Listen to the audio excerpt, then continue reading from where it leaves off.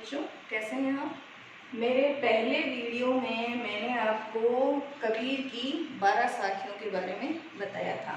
आज हम पाठ्य पुस्तक सरयू में कबीर के 2 पद दिए हुए हैं, वो आज हम पढ़ेंगे। तो पहला पद है, ये जो पद है इसके 2 अर्थ हैं। एक तो कमलिनी के अर्थ में है और दूसरा जो है इसका आध्यात्मिक अर्थ है, जीवात्मा के रूप में इसका अर्थ दिया हुआ है। ठीक है, इसे पढ़ते हैं हम। काहे रे नलिनी तू कुमलानी, तेरे ही नाल सरोवर पानी। जल में उत्पत्ति जल में वास, जल में नलिनी तोर निवास। ना तली तपती ना उपरी आग, तोर हेत कहूँ कासनी लागी।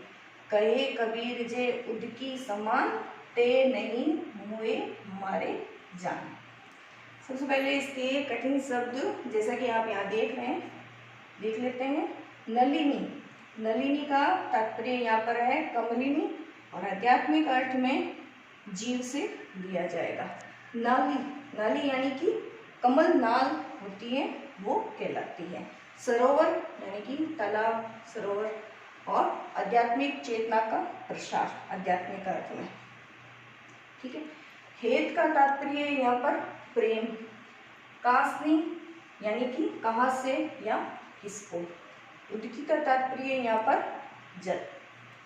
तो ये जो पद है, इस पद में एक तरह से कबीर ने ज्ञान और भक्ति का समन्वय करने की चेष्टा की है कि जब व्यक्ति अपने आप को परमात्मा का ही अंश मान लेता है या अपने आप को परमात्मा पर ही समर्पित कर देता है, तो संसार में से इस जीवात्मा को कभी कोई दुख नहीं होता है। पहले इसका जो अर्थ है कमलिनी के रूप में हम जान लेते हैं। काहे रे नलिनी तू कुमलानी, कुमलानी का तात्पर्य है मुरझा जाना। इसमें कबीर कह रहा है कि हे कमलिनी, तू मुरझा क्यों रही है।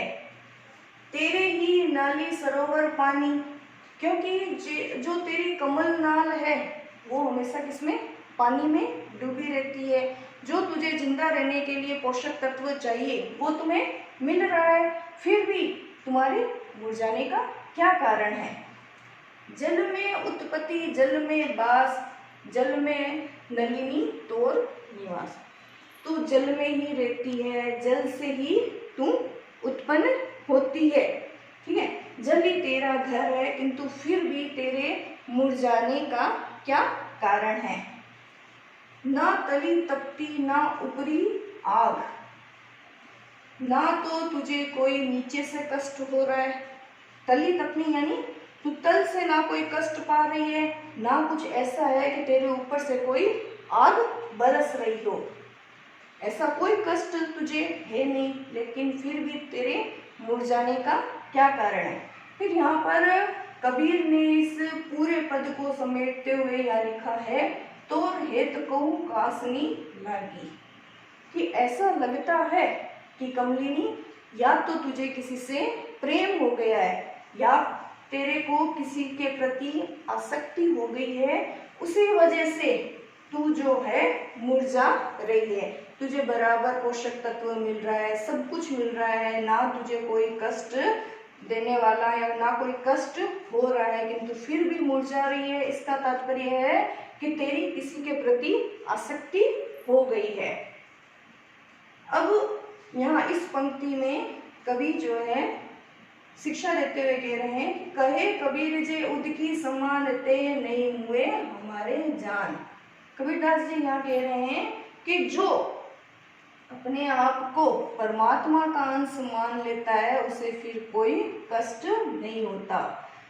कमलिनी के विषय में कबीर कह रहा है कि यदि तू खुद को जल का ही अंश मान ले तो कभी भी तुझे कोई कष्ट नहीं होगा। चलिए अब इस जीवात्मा के विषय में इसका अर्थ देख लेते हैं।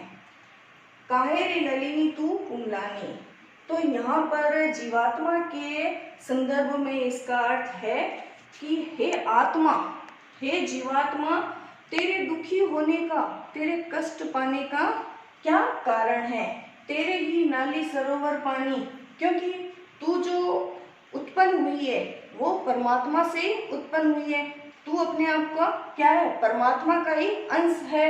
जल में उत्पत्ति, जल में वास, जल में नलिनी तोर निवास। तू अपने आप को परमात्मा का ही अंश मान। परमात्मा से ही तेरी उत्पत्ति होती है, तेरे अंदर परमात्मा का ही वास है।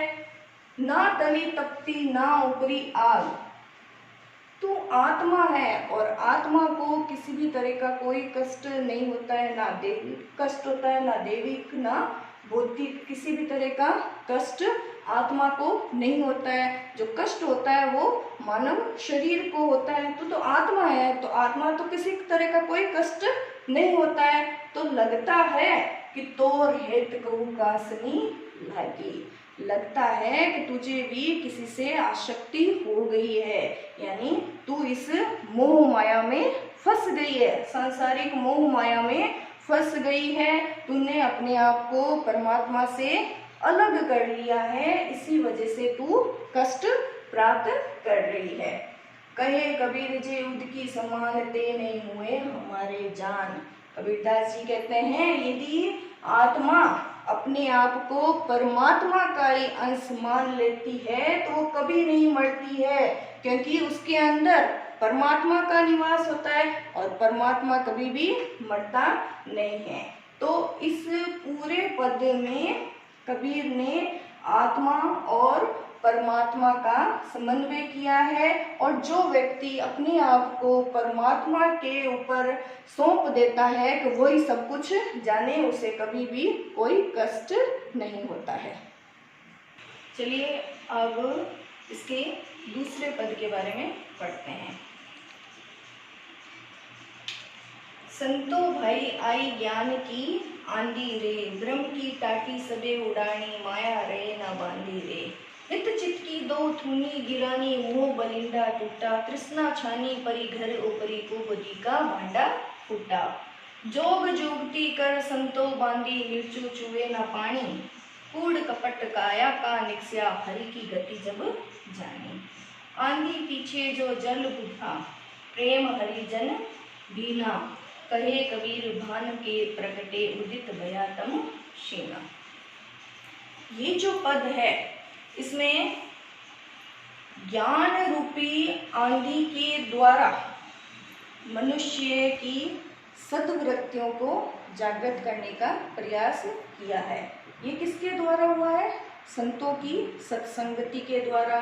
जब संतों की सत्संगति करता है व्यक्ति तो उसमें उसके हृदय में ज्ञान का प्रकाश हो जाता है और फिर उसे गुरु की प्राप्ति होती है। भगवान के द्वारा वो गुरु को प्राप्त करता है और गुरु के द्वारा वो परमात्मा से साक्षात्कार करता है। इस पूरे पद में ज्ञान जब जागृत हो जाता है तो किस तरह से मनुष्य जो है सद्वृत्तियों को अपना लेता है उसका वर्णन किया गया है। संतो भाई आई ज्ञान की आंधी रे। आंधी, जिस तरह से आंधी आती है तो जो छप्पर वगैरह लगे हुए होते हैं, कच्चे छप्पर वगैरह मकानों पर लगे हुए होते हैं वो टूट जाते हैं और पक्का मकान होता है वो वैसे ही बना हुआ रहता है। तो उसी तरह से यहाँ पर कबीर कह रहे हैं कि हे सज्जन व्यक्तियों, हे संतों, ज्ञान रूपी आंधी आ गई है।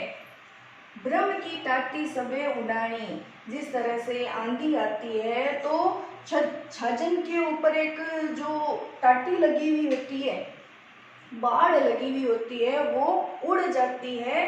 तो ये ज्ञान की आंधी के साथ आते ही जो ब्रह्म रूपी ये टाट लगी हुई थी वो हट गई, यानी ब्रह्म जो है अब नहीं रहा। माया रे ना बांधी रे। तो जो ये ज्ञान का प्रकाश मनुष्य के हृदय के अंदर हुआ तो उससे अब जो माया रूपी जो रस्सी है अब वो उसे बांध नहीं सकी, क्योंकि ये जो माया रूपी रस्सी है वो ज्ञान की आंधी आने से टूट गई है। हित चित्त की दो थूनी गिरानी। थूनी क्या होता है? जिस छाजन को पक्का करने के लिए जो पेड़ लगे हुए होते हैं, पिलर जैसे होते हैं, वो क्या होती है? थूनी, जिससे कि छाजन को मजबूती मिलती है। वो जो हित और चित्त की, यानी जो संसार में जो हित था या चित्त में जो वासनाएं थी, ये दोनों टूट गई। मोह का बलिंदा टूटा और मोह माया भी जो है वो टूट गई। तृष्णा छानी परी घर ऊपरी कुबदी का भांडा फूटा। जैसे ये ज्ञान की आंधी आई तो मनुष्य के अंदर जो अहंकार की भावना थी, जो अहम की, घमंड की भावना थी, वो निकल गई। कुबुद्धि का जो भांडा, भांडा यहाँ पर बर्तन या फिर वासनाओं से, मनुष्य के अंदर जो वासनाएं थी वो सारी निकल गई। उसकी जो कुबुद्धि है वो सुबुद्धि में बदल गई। अब जब मनुष्य के अंदर से ये विषय वासनाएं जो निकल गई है, तो उसका जो संपूर्ण शरीर है, उसकी जो आत्मा है, वो क्या हो गई? शून्य हो गई। जोग जुक्ति कर संतो बांधी, फिर उसकी इस आत्मा को युक्तियों के द्वारा, जोग के द्वारा संतों ने इसे बांधा। निर्चु चुए ने पानी, उस आत्मा को, उस शरीर को इस तरह से उसने, संतों ने परिपक्व किया कि अब निर्चु यानी बिल्कुल नहीं, चुए यानी टपकना, कि उस अब झोंपड़े से या मकान से जरा भी पानी टपकता नहीं है। यानी उसके मन में, इसके हृदय में अब तनिक भी वासनाएं नहीं रही है। उसका जो भ्रम है सारा टूट गया है। कूड़ कपट काया का निक्ष्या हरि की गति सब जाने। जब संतों के माध्यम से हरि की गति को, भगवान की गति को जब उसने जाना, तो अपने मन का जितना भी कूड़ कपट था वो सारा उसके हृदय से निकल गया और उसने अब परमात्मा को पहचान लिया। आंधी पीछे जो जल उठा, प्रेम हरि जन ना। ये आंधी आई तो जिस तरह से एक लौकिक परंपरा है, आंधी के बाद क्या होती है? बरसात स्वाभाविक रूप से होती है। तो इस ज्ञान रूपी आंधी के आने के बाद जो जल आया, उससे क्या हुआ? कौन सा जल?